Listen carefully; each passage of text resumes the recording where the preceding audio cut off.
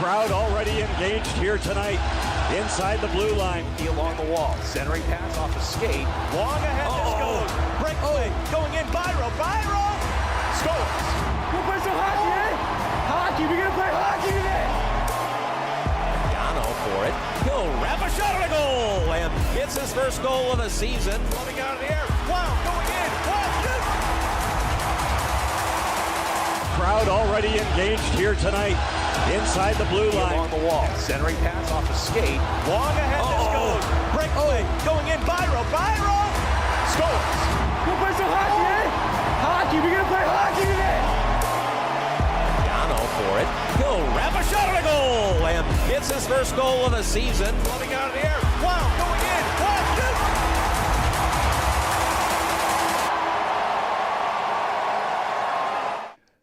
Welcome back, everybody. The Hockey Daily Reaction Show, Milan-Cortina, with Robert Babiak and Chris Peters. We had a lot of hockey today that sets up a lot of hockey for tomorrow, Chris, and we're going to tell you everything that happened. And a lot did happen, Babs. A lot did happen, and we want to give special thanks to our partners at Fortune Tires for presenting this episode of the Daily Reaction Show. And, Babs, let me tell you this. It started off hot in the morning. You had Germany versus France, went about as expected. Switzerland versus Italy, went about as expected, although it got interesting because of Damian Clara having an incredible game in net for Italy, as he had done a couple times in this tournament. You see what happened. Czechia, Denmark was the most competitive game, and then Sweden, Latvia at the end. It was a day jam-packed of hockey. There were some really good individual performances. There were a lot of things, but now we know what the quarterfinals hold, and that's really what today was all about, was getting us to this screen right here, Babs, which is Slovakia, Germany. It's going to kick us off for the first quarterfinal. Canada, Czechia in a rematch. Finland, Switzerland, and USA versus Sweden. An absolute barn burner. This is going to be outstanding hockey, and I can't say how much that bye probably meant to the four teams that are just waiting in the wings now. Yeah, it probably means a lot. You look at Switzerland, they looked probably the best in terms of just how, the energy levels were. Germany looked a little sluggish. The Czechs looked extremely sluggish. We had no upsets at all today. It was all pretty straight shooting. But an interesting dynamic is going to be displayed tomorrow, where some of these teams may be a little bit more tired, so ending up in the qualification. If you're Sweden seems to be figuring out some aspects of their game. They're shaking the lineup a little bit. Oliver Ekman-Larsson went from not really playing to playing a lot. So we'll see how that all checks out. But the biggest change and the most probably valuable piece of information that we were able to pull away from today's broadcast was the fact that they have changed the boards. I don't know if you want to call it a runner. It's hard to describe when you run those stickers across the entire boards as to what that really is. But the dashers, even though it's just all one giant dasher, were a darker color of blue. They've shifted to a baby blue here, and the thought is some of the goalies, Binner, and then you also saw Swayman, at one point seemed to lose the puck when there was a shot from a little bit far out that usually should have been saved. On the Swayman one specifically, he went to glove it, and then it went blocker, so really missed it. We're under the impression that this should resolve that issue to some degree. But yeah, you're used to single dashers, and those advertisements are broken up. They're also mostly white, regardless. Now, they've last minute print jobs, so good job on the athletic or the International Olympic Committee by resolving this issue, because this was printed. They didn't have these in the waiting. But yeah, the super giant long dasher sticker has been changed. Yeah, and it did become an issue, and then I was like, come on, you got enough time to get your eyes adjusted. And really, I think that there's a lot of things that you need. There's a batter's eye in baseball. There's all these different things that make sure that there's that contrast so that you can see a little bit more clearly from distance. And so to be able to do that, I think that huge undertaking there, because those boards, the old boards, were on for the women's games yesterday in the in the semifinals. And though they used both arenas today. And so now we've got the full on regular boards, and it's a good change. And obviously now we don't have to worry about goalies losing pucks in the boards and as much, though, because granted, Chris, and I think it needs to be addressed, is the fact that it's usually not fully colored the way that it is. And Correct. it's broken up. So it's sectioned. Yeah. So right, and a lot of the board ads in the NHL are transparent in that way, where you're getting some of that white. Maybe you'll have a few that are colored here and there, but not in the backboards. The backboards being the ones, and some of the sideboards being the ones that you need to pay attention to. So, and there's a lot of different regulations that kind of come into play but the Olympics are like, hey, we can't have ads here, which good. Hey, cool, that's awesome. Yeah, no, it's great. We love it. But just whose idea to make it dark? Other years where they had the blank boards. This is better than blank boards, but still, in the end, it should have been white, and they could have done the same thing with some of the accents that they're applying to them. That should have been the way that it went.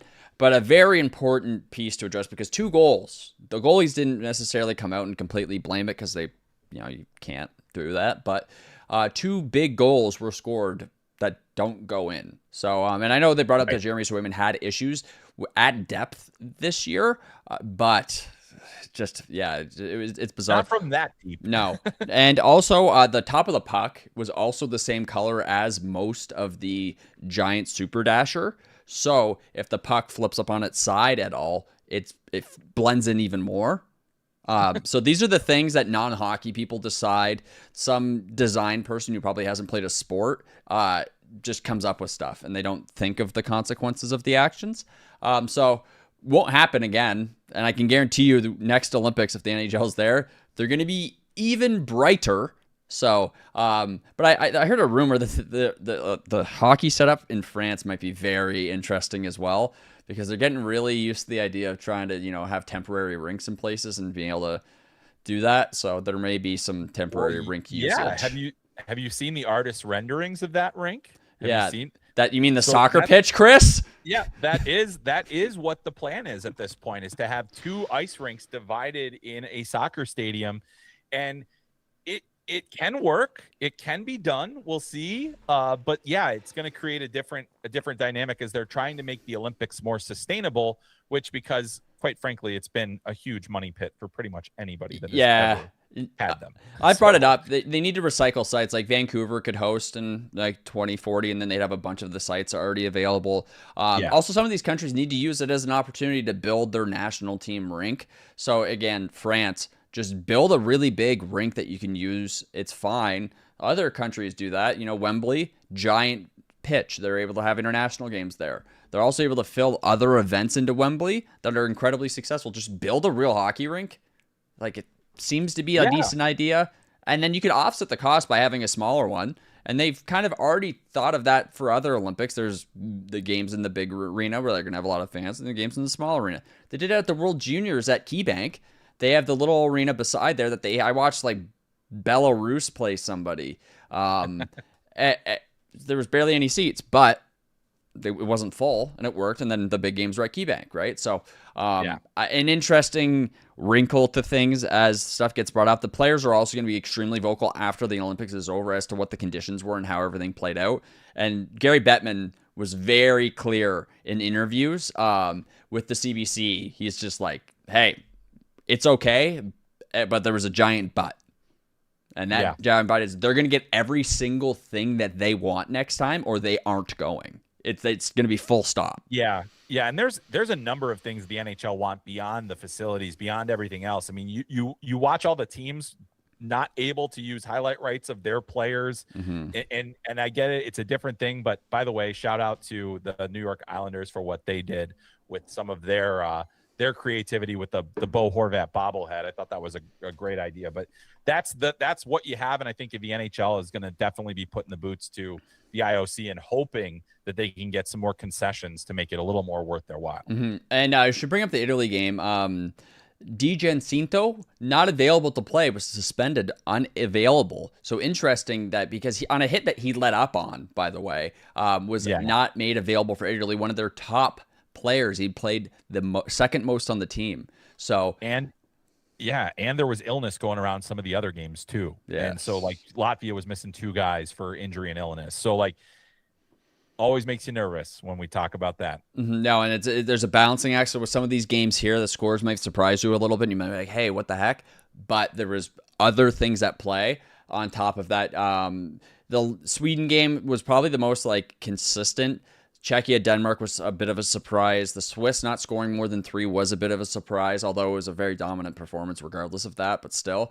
And then Germany, France kind of just played to what we sort of expected, but these German players, they're some of the best in the world, so we thought that they could score maybe a little bit more, but Draisaitl is obviously tired.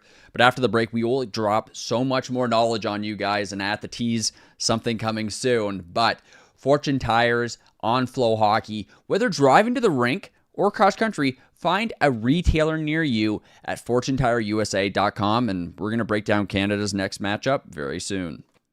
Everyone knows that standing still doesn't get you where you want to go. It's all about movement and progression, power, safety, innovation, expertise. On the road, off the road, and down the road. You have to expect more out of yourself, and you should expect more of the company who makes your tires. Getting you more miles, traction, and safety is why we get up in the morning. Let's drive forward. Expect more. Fortune Tires.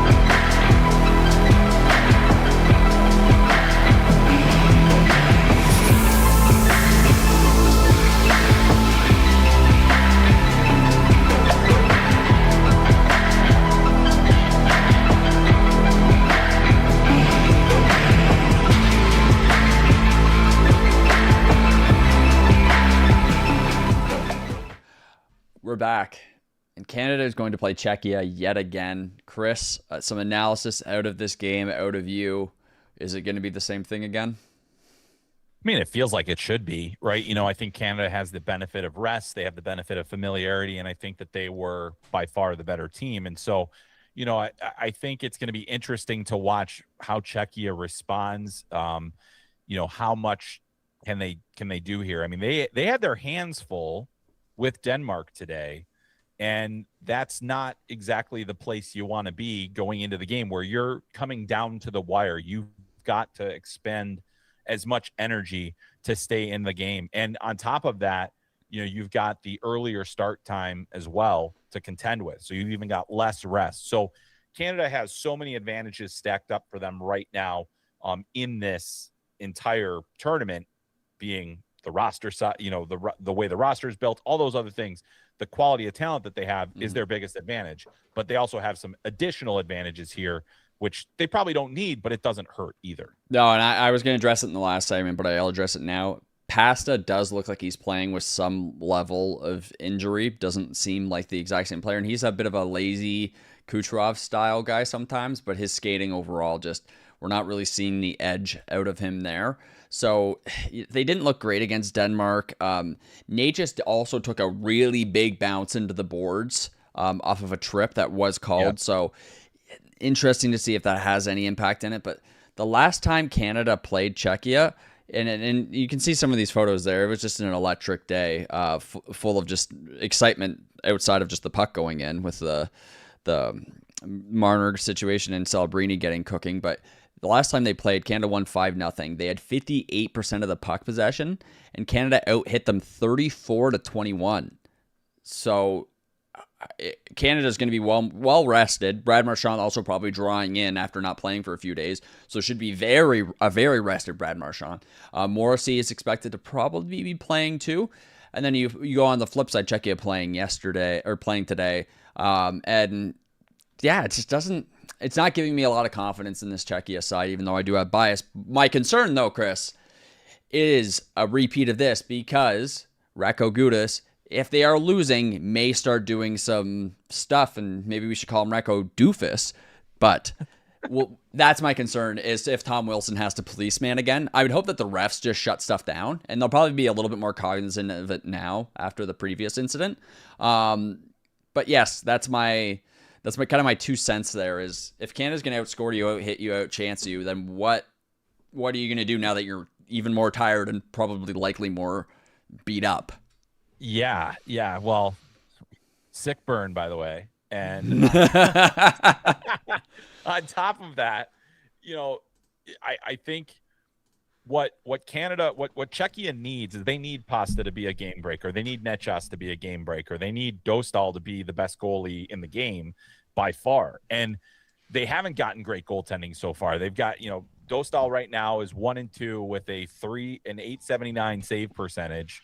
Had his moments today once again, and you're playing him on short rest. And so, that's the other thing is you cannot go to Daniel Vladar based on what we saw from his previous showing in here. He did get a win, but he has a 750 save percentage in that win.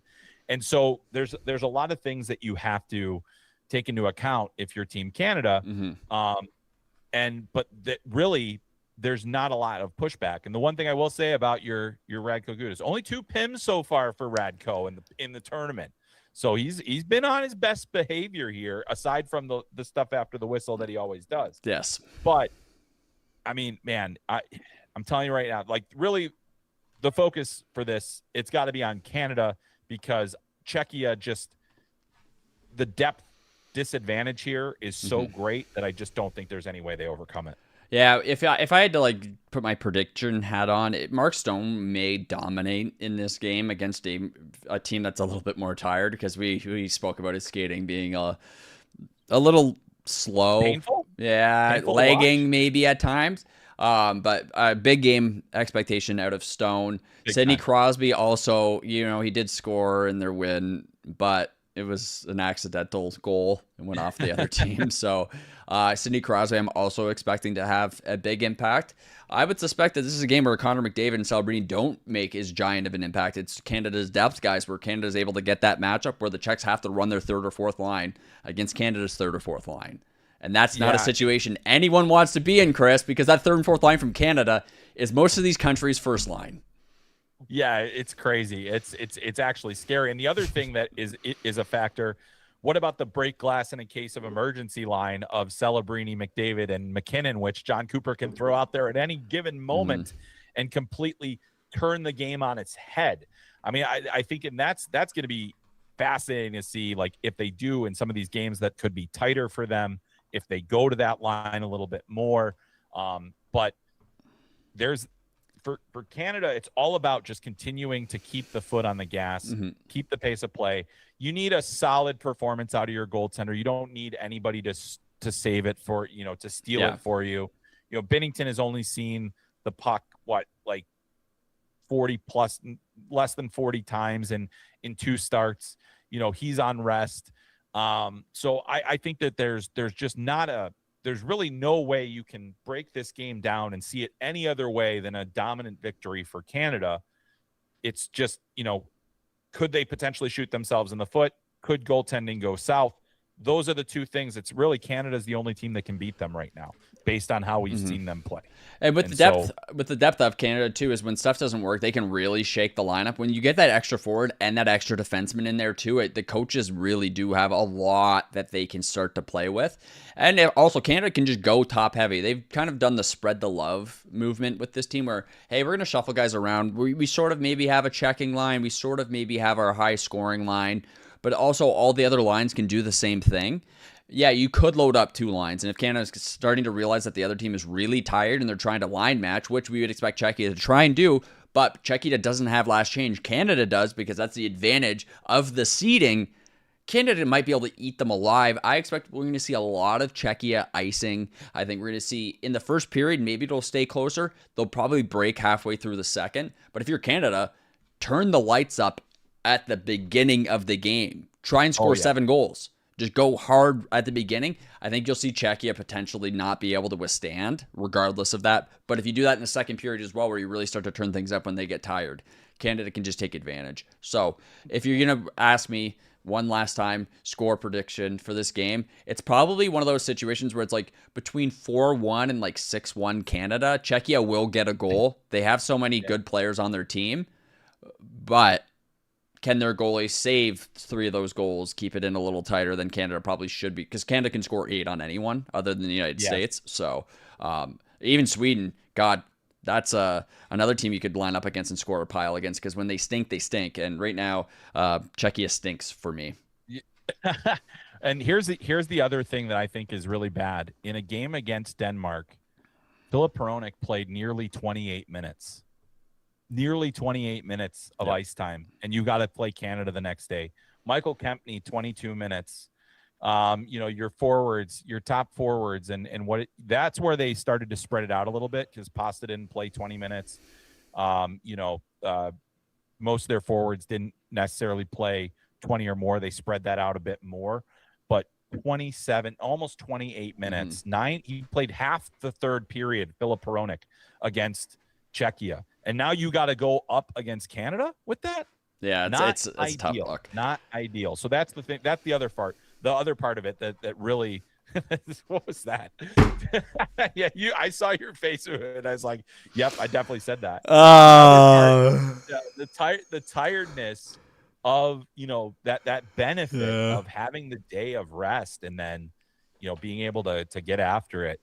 Gosh, it's just everything's coming up Canada when we break this down. I hope so. There's a lot of stuff that we'll bring up and that will come up in the next segment as we start to break down Sweden playing the United States of America. But speaking of tires, Fortune Tires is the official tire of the AHL. Find your nearest retailer at FortuneTireUSA.com.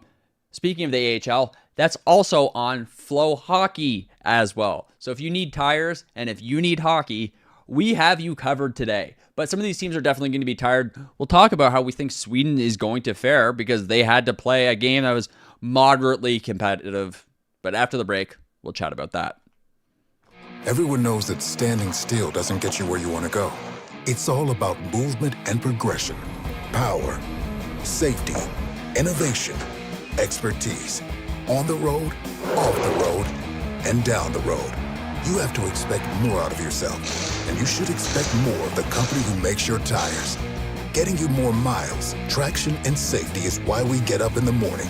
Let's drive forward. Expect more. Fortune Tires.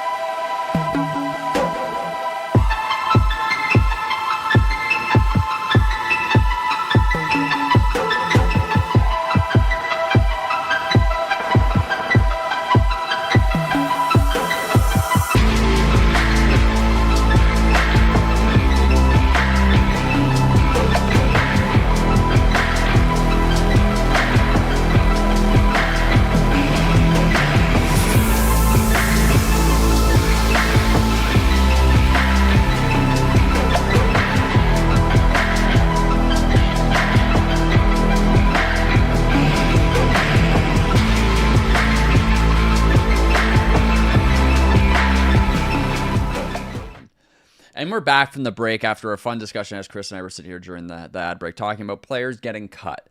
Well, there's some players on this Team USA team that people thought should have been cut, and they've come in with a group that's designed to play Team Canada. But is this group designed to play Sweden, Chris? I mean, yeah, if you can't beat Sweden, then you're never going to beat Canada anyway. So, it's interesting that you bring that up because I think there are a lot of people that wonder about that in terms of, are they built to play that way? I think, as we've seen, the games have played more like NHL games for the most part. I think the crease rules and some of the other things have been in there, but like we've seen a pretty moderate penalty calls. So I think you're going to see USA play a very physical brand of hockey. They're going to try to use their transition game. The one thing that I came away with from the Sweden game, watching them play against Latvia, and that was the one that was a game where I was like, if they're not ready to go, it could be a problem. But there was really no counterattack. There were only a few instances of counterattack for Latvia in that game. And so that's the difference is USA is going to be all over them on the counterattack. I think that they're going to be a team that's forcing turnovers. I think that, decors, you might give Sweden the slight on paper advantage, but I didn't think that they necessarily played amazingly well today. Mm-hmm. And I was a little concerned about their overall speed as a team. They've got skill. They've got talent. They've got size. They've got guys that can play hard. So I think those are all really good things. Do they have the pushback against this U.S. team? That's going to be the question that they're going to have to answer. Yeah, there's the only way Sweden really can win is to have an early lead and force the United States to play from behind. Because Sweden, I've talked about, is a team that probably has better shooters overall. Everyone on their team, including their decor, can shoot very, very well. So in any game in any league, if you have a shooter shoot and you have many of them just take those early opportunities, they can be up 4-0 realistically in any game. And that's within the realm of reason. So if you're Sweden, they have to put every single puck on the net really quick and really early. Maybe you get a rebound or maybe you're just beating the goalie, but they have to make sure that they're capitalizing on their chances because the United States, 16 goals for, 5 against, 68 chances for to just 30 against. So the United States has been playing at a dominant level, and you can't be playing a situation where you are getting outchanced. You cannot win the game if you're Sweden that way. You have to have more chances. Obviously, you have to score more goals than the other team to win a game. That's an obvious statement because that's how math works. But the chance situation is those have to be high danger chances for Sweden when they get them. And their defensemen need to be lobbing pucks on net. They need to find a way just to get something going. But like I said, if anyone's got shooters, it's Sweden. They're just not as fast as the previous teams we've seen out of Sweden where they had a bit of an edge, and on the big Olympic ice, they're kind of able to fly. They don't have that, but William Nylander could be the difference maker for this team. He's just got to put the puck on the net. Yeah, I mean, he scored probably one of the best goals that we've seen so far at the Olympics earlier today. And when he's going, that is a great thing for Sweden. And he's going to be a guy that USA is going to be all over in that game. And you know that there are going to be some things. Looking forward to the JT Miller, Elias Pettersson reunion on Olympic ice as well. I'm sure that'll be pleasant. But yeah, I mean, there's a lot of different things that I'm going to be watching for in this game. One of those things is how much of the advantage that day of rest is going to give the U.S. Because I do think that the bye plays a huge factor. Sweden played the latest possible game in the game. So it's about 9:00 local time when these games, 9:10 local time when those games go off. The players don't get back until roughly 1:30 a.m. So you're already saying, all right, well, morning skate is out. You've got, there's a couple of things that they won't be able to do that the U.S. will be able to do to prepare for the game. And also having that tiredness. The one good thing for Sweden is that because of the way that game went with Latvia, they were really able to balance out their lineup. They didn't overplay players. Yep. They didn't have a lot of guys that were up over 22 minutes in the game. Rasmus Dahlin ended up playing the most ice time of any player on their team with 21 minutes and 37 seconds. And so that's helpful to them. The problem, though, you do have your goaltender just played a game that night. Yep. Are you going back to Markstrom? Not a chance. Do you trust Gustafsson after his first game was? Yeah, it's just one game, or do though. You go to the kid Wallstead? I loathe the idea of going back-to-back in the Olympics. It's not going back-to-back in the NHL. You're going back-to-back against the best shooters. Now, granted, they're playing Latvia, and I understand that it was a different game. Also, the goaltender didn't have to face as much chances. So could you roll it? maybe. I think we're going to see, and we're going to talk about it in the next segment, I believe, the Swiss they're most likely going to play a different goaltender, right? So they tried to line things up in a different way. I would assume you have to apply the exact same logic regardless. The logic is sound. You play one of your goalies, you know you can get the win in the qualification round, and then you play another one. And I think that's almost, you know what? I'll be shocked, and that actually might be the reason they lose. As we both put our finger up at the same time, this is strange. What do you want to say, Chris? Well, no, I know. Well, you were making, but what have we talked about? An NHL coach, I think, probably would have not played Markstrom today. I think they would have stacked it the way that Switzerland did. Switzerland said, "No, Giannoni, you're going today. Akira Schmid is coming back for us." So that's going to be interesting to see. So I think there's a chance Markstrom could be playing tomorrow. I think that there's not a lot of faith in Gustafsson after he had a bit of a shaky start. But how's his NHL season been? What's that? How's Gustafsson's NHL season been? Good. Yeah. So then you can't rely one game in a weird tournament. True. That's fair. I mean, we'll see.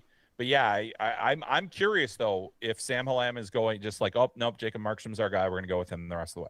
Yeah, it'd probably be the more North American thinking is to just drive through. The Swiss, and like I said, we'll talk about that more. They went with just that we know we're gonna win, so let's just we'll run the B side, and then we need our A side. You have three goaltenders available in this tournament, and it's very unlikely that you see a team ever really use all three unless there's crazy injury concerns. There's load management in this tournament that you just don't have the idea of how you might need to manage your load. You're going into that third game with a rough-ish idea of where you're going to end up, and that's why we saw a team like Germany. They went and said, "Oh, we need Grubauer. Like, let's rest him." Some of these other clubs who aren't supposed, or countries that aren't supposed to be in that position, didn't think of it that way because why would they? They're not supposed to be playing in the qualification round if you're Sweden. So did Sweden have a plan at all for this? Or does this fall into the, hey, they're not prepared. Hey, they don't know what they're doing. We're not happy here. Could that have been I mean, that's the thing is like the lineup decision still rests with the coach. And so if they didn't have that plan figured out going in, they had the benefit of having the earlier start to the tournament too. Mm-hmm. So they had some rest days built in. But Markstrom has now played 3 consecutive games. And now you're going to say, okay, well, are we going to, is he our guy? And that's where things get a little bit tougher for me to see exactly where they're going to end up. But getting back to the US, because I think the Swedes are what they are. I think the US played their best game against Germany, and now you're going to have to see them build upon that because we've talked about it. Canada has been the most dialed team. USA has had moments. And last game was probably the game where I felt like they most found their sweet spot. And that's Quinn Hughes. That's the Kachucks. That's, getting Austin Matthews going, getting their power play clicking. They've got a lot of things going well. Matthew Tkachuk has 5 assists very quietly in this tournament, 5 assists so far. So he's been a huge factor in the games. That Eichel, Tkachuk line is very difficult to play against. That's going to be a handful for Sweden, I think. Shift in, shift out. Mm-hmm. And then USA's D has to be that driving element for them. They have to move the pucks up the ice quickly. They have to get that transition game going. Team USA has the speed to be able to catch, Sweden in a bad spot. We'll see what they do with their lineup. They did, they had Clayton Keller play. Don't know if he did enough to stay in the lineup. I think that we probably won't see Jackson Lacombe, but do they change up things on the deep pairings? Do they move Quinn Hughes back with Brock Faber? Do they do a couple of other things that maybe, get Charlie McAvoy a little more opportunity playing with Jacob Slavin? I think there's a lot of different things that they could do to kind of rework their lineup. But I'm excited to watch. I think this is going to be, the best quarterfinal matchup and should be the best game of the day tomorrow. And the last thing I will note is Wes McCauley did warn the Tkachuk brothers in their previous game, so I would have a feeling that if they do try and get up to the antics, they might have a shorter leash now, especially going into these bigger games. The leash may have gotten shorter, especially when it's a nothing burger game like Germany. They kind of let that stuff go. They may not now. After the break, we will talk about the Swiss, but Fortune Tires is the official tire of the AHL, built for every drive, every season. Find yours at FortuneTireUSA.com. And after the break, we'll get into the Swiss. Everyone knows that standing still doesn't get you where you want to go. It's all about movement and progression, power, safety, innovation, expertise. On the road, off the road, and down the road. You have to expect more out of yourself, and you should expect more of the company who makes your tires. Getting you more miles, traction, and safety is why we get up in the morning. Let's drive forward. Expect more. Fortune Tires.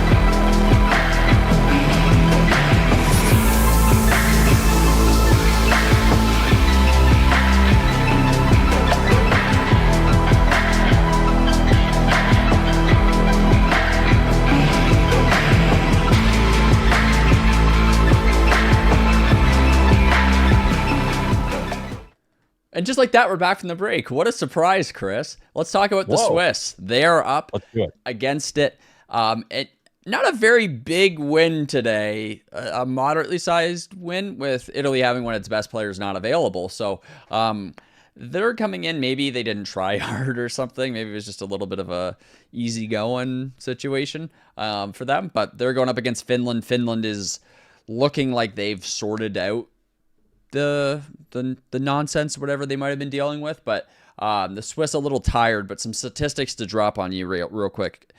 12 goals for the Swiss, 8 against. 74 chances for, 50 against. But if you flip over the Finns, they've played one less game. They have 16 goals for and 5 against. 64 chances to 29 against. So just if we're just going to play some math, which I know, we're not great at, Finland should have a significant advantage in this game because the Swiss kind of plays conservative, and I know they throw the body. I know they're able to play decent defensively, but the offensive output that this Finnish team can I think they can kind of just outpace them in terms of chances, Chris.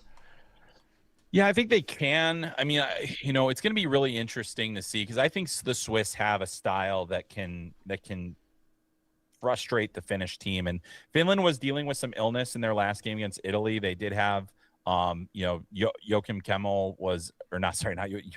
Anton Lundell got AHL in the brain. Anton Lundell was out of the lineup in the last game. Oliver Kapanen as well. So, you're hoping that everything is going okay in their dressing room and everybody's healthy. But you look at the Swiss team and they played Italy as well. Finland beat Italy 11-0. Switzerland beat Italy 3-0 today. They did have 51 shots on goal. If not for Damian Clara, it would have been a lot more lopsided of a score. But the question is, now you've lost Kevin Fiala. Do you have the guys that can be those one-shot scorers, those guys that can make things happen? So far, it has been Timo Meier, and Roman Josi has been a big factor as well. Is that enough to go against the waves that I think Finland can throw at you, even without Alexander Barkov, who is not able to play in this tournament? So a lot of intrigue there. And then it does come down to goaltending as well. Is UC Saros up to the challenge? Is he going to be, if this team gets shots on him, is he going to be all right? And then what does Switz do? Do they go Giannoni again? Do they go Schmid? I think it's got to be Schmid. It's got to be Schmid, right? So, I mean, if they can't. You can't put a 38-year-old on a back-to-back, Chris. If they do that, I might blow my mind. You shouldn't. But will you? Off a shutout. And we're going to talk about that eventually anyway. So why don't we just go ahead and slam into our Fortune 4. Leonardo Giannoni, yes, you got a shutout. You had a very good performance. You're old. You're a dinosaur. And you played very, very well. So good on you. Nico Hischier, a goal and an assist. He's playing very well. They have to have him playing well, because if he doesn't play well, his team simply just does not win. That's why he's part of my Fortune 4, Chris. But who is in your Fortune 4? I'm flustered because you said they were going to start him. I'm all out of sorts. Hey, who knows? You never know. The dinosaurs they come back to life. I saw Jurassic Park. So either way, you've got. So for my Fortune 4, you've got Leon Draisaitl. I think Draisaitl had a statement game. Did they play a tough opponent? No, but he had 3 points. He was solid all the way through. He's going to have to be a big factor for them as they go forward. And then I'm giving my last Fortune 4 to Damian Clara for the 48 saves he made against Switzerland today. Anaheim Ducks prospect. He has been peppered twice in this tournament and has been delivering for that team. It's really remarkable to see. Hopefully this is a great learning experience, a great springboard for him. The future is very bright for Damian Clara. I'm remarkably hungry right now after all this dinosaur talk, because it's making me think of dinosaur nuggets, and maybe I'll pick some up at the store after this, Chris. And I know you have young kids. You're used to eating those as well. Oh, yeah. There's a lot of older players in this tournament, though, that are having an impact. We saw it with Latvia. They had several players at some point. Some of those guys were in the NHL, and they've had to make their way back over to Europe. The older players are actually playing a pivotal role in this tournament. If you look at a player like Sidney Crosby, it's insane to call him old, but I'm sorry, Sid, you are now in terms of hockey, not in terms of the real world. But Leonardo Giannoni played very, very well throughout this tournament. It's kind of one of those nice surprises where you're seeing a veteran European goalie stepping in and playing well. We've seen it before where it's been a European kid. He's quite young, like Clara, for example. We don't often see the journeyman coming in here and having a huge impact. So that's been a very positive thing I've liked to see out of the Swiss. And it also makes people, I think a little bit more about, some of these European leagues are actually still pretty solid, like the Swiss National League, right? So that's yeah, no question about it. I mean, and Pierre-Edouard Bellemare, he scored a goal for France today, 41 years old. This is it for him. He's hanging him up after this season, it sounds like. So, he got to live that dream. Yes. And so I think that's really cool too. Freddie Anderson played out of his mind for Denmark too. It's not that he's, super old or anything like that, but it's just you see these guys and for many of them, this will be their only shot at the Olympics. This will be the only time they get to play because of the years we lost with the NHL. And to see those guys come to the forefront the way that they have, pretty remarkable, pretty cool to see. Is Freddie an NHL Hall of Famer? I saw them bring it up on the broadcast. Mike Johnson said if he keeps going. What? Yeah. No? So yeah, it was brought up on the broadcast. That's all. That's just what I'm saying. Yeah, I know. I like Freddie Anderson an awful lot, but in what realm? I don't know. And apparently in this one. So I was at that. Yeah, I just derailed us with that thought that came in there. You did. I'm flummoxed now. Where did that come from? Mike has been saying stuff. He's also been using my trope of the Latvians don't play to win; they play to keep it close. So in some ways, I am feeling pretty good about myself. Something we should highlight. Are you watching the show? Kevin Bieksa and Elliot Friedman and James Duthie are just chirping each other to the point where it's derailing the segments that they're attempting to do. They keep calling Kevin Bieksa basically dumb. But yeah, wow. it's I don't want to necessarily play into the fact that he's just kind of a simpler guy, I think is a better way to phrase it. Don't need no math out of him. The broadcast, there's been some interesting points, but yes, Freddie Anderson, Hall of Famer. Yeah, that was a weird one. But, I want to take a second while we have the time just to talk a little bit about this tournament and the different things that we've seen. And there's a couple things I want to spotlight, and it's that there was one game that was completely and utterly out of hand in this tournament, and that was the Finland-Italy game. That was really it. Beyond that, there have been some lopsided score lines, but in each of these games, as you mentioned, some of these players from other leagues are still showing that they can push NHL players. They're not as good. They're not as precise, but the opportunities that are there for these players to compete in this tournament are massive. And so for many of them, it's going to be for everyone, even the NHL guys, this is going to be the highest level of hockey they play in their careers in terms of the quality of competition. It's only going to ramp up as we get further into this, but we haven't really seen too many upsets. Slovakia over Finland was an upset to many, but we haven't seen too many of them, but we've also haven't seen these just ridiculously lopsided. I mean, I guess the 10-2 game for Canada over France, whatever, but those, I haven't, really the quality of hockey generally has been very high, and we're getting to see the best players on the biggest stage.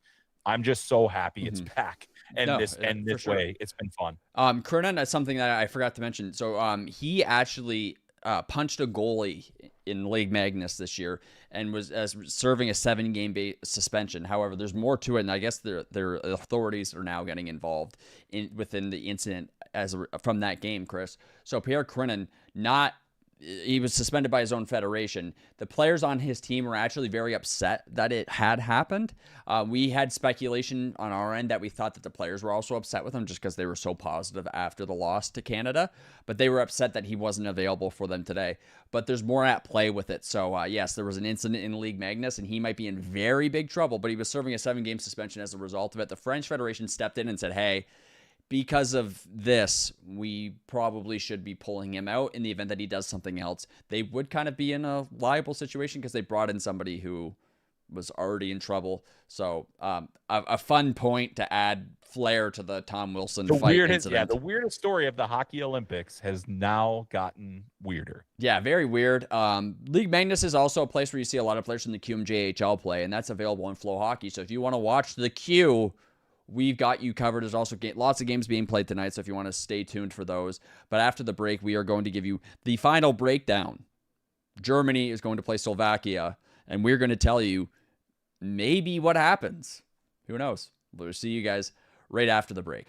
Everyone knows that standing still doesn't get you where you want to go. It's all about movement and progression, power, safety, innovation, expertise.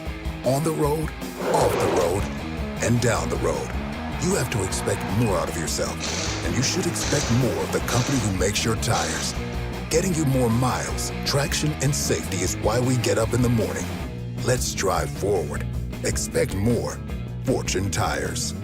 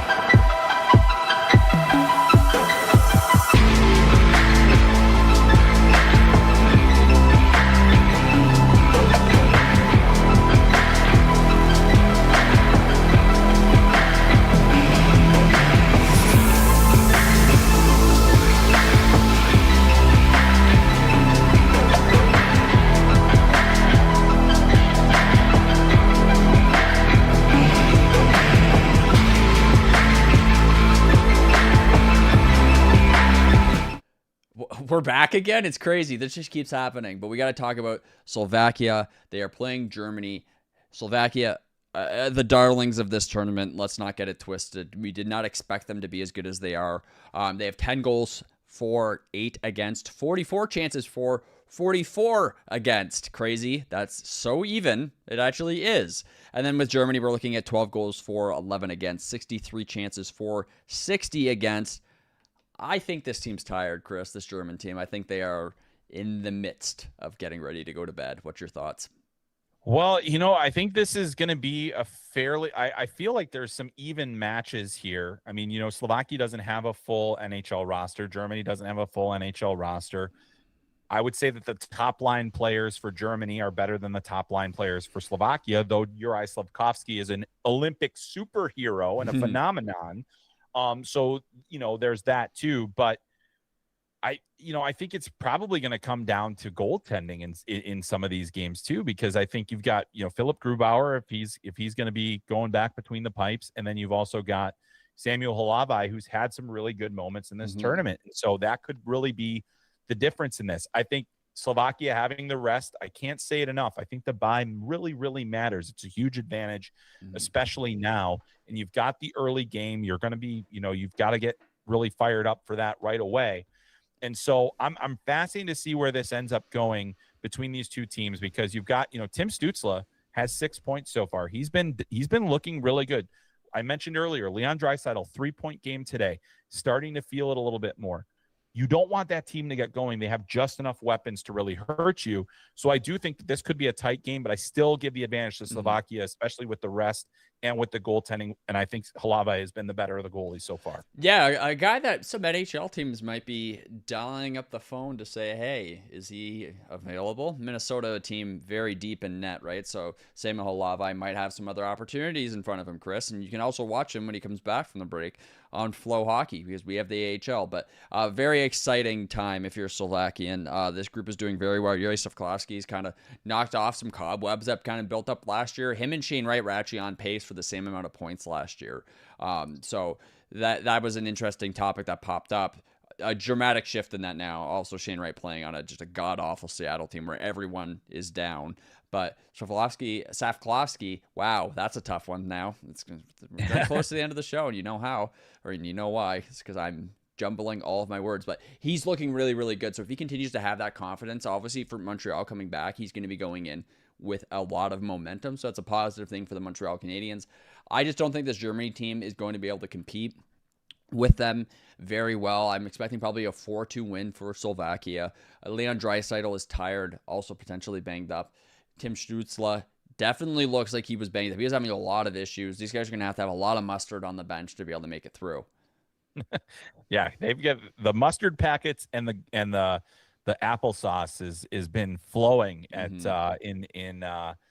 in Germany or in Italy there, because there is a lot. Now I'm doing it. You got me going now. It's contagious, just like whatever's going around at the Olympics right contagious. Now. Yeah, I mean, I think Slovakia and Slafkovský in particular, they have the belief now. They have the belief that they can play with anybody, and getting the bye by losing 5-3 to Sweden, but showing that they were going to play to the whistle, they were going to play to the end is huge. The top two players for this team are guys that are super young. You've got Slafkovský with 6 points, Dalibor Dvorsky with 4 points. You've got Halavai with a .934 save percentage through his 2 appearances. You've got a number of guys that are going to help your team through. It's by no means a cakewalk. I think that I agree with you. I think Germany's they've looked a bit sluggish and they've looked tired, whereas Slovakia has not looked that way. Yeah. Which of these guys is going to take over the game? If it's Slafkovský, Slovakia is a shoo-in. If it is one of those German players that we talked about, if it's Moritz Seider for that matter. Yep, leading them in ice time right now. Yeah, I mean there are a number of guys that can make a difference in this game, all on their own. Yeah, and that's going to be that's to me is what could end up being the real deciding factor, is which of these guys takes over the game, and I think any one of them has that capability. Yeah, the recovery aspect of it too for this Germany team, with those guys being tired against the United States, we saw that, and then they played a decent game today, but and also we're able to spread the guys around too, so they were able to get through the game with relative comfort. But the recovery is going to be incredibly important.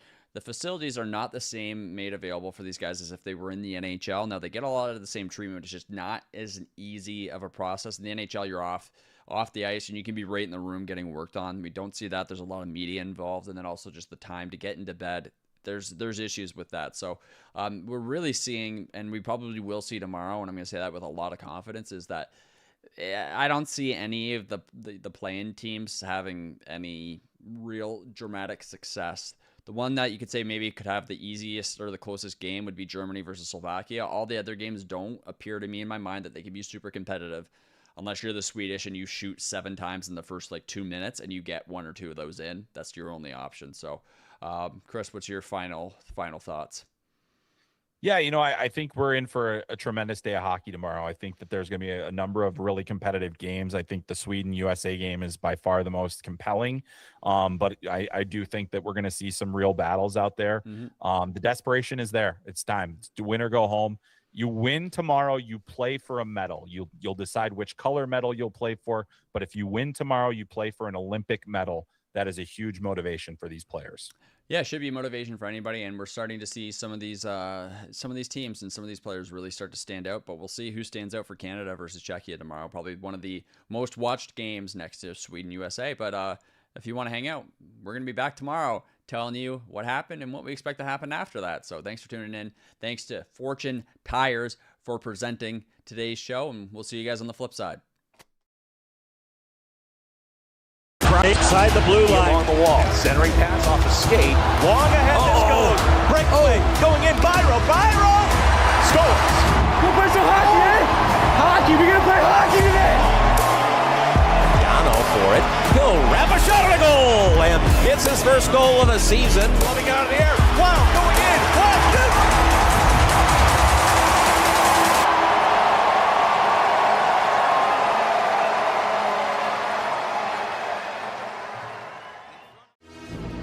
Crowd already engaged here tonight inside the blue line. Along the wall. Centering pass off a skate. Long ahead this goes. Breakaway. Going in. Byro.